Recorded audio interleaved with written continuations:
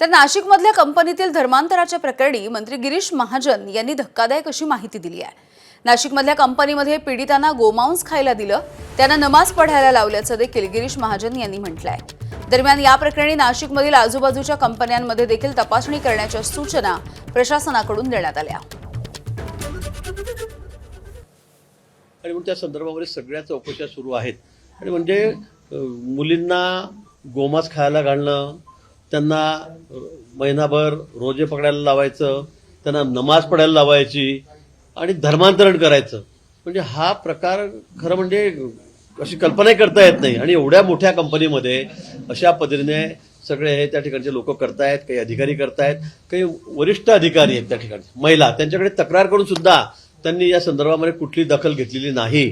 त्यांच्यावर सुद्धा गुन्हा दाखल करण्यात आलेला आहे आणि अतिशय सगळ्या गांभीर्याने सगळ्या विषयाची चौकशी या ठिकाणी सुरू आहे।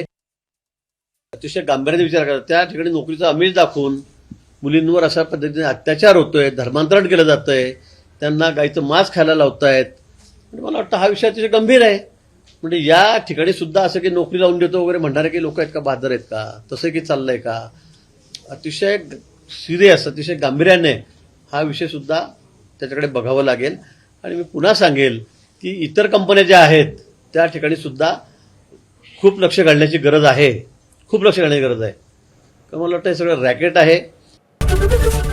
एबीपी माझा, उघडा डोळे बघा नीट।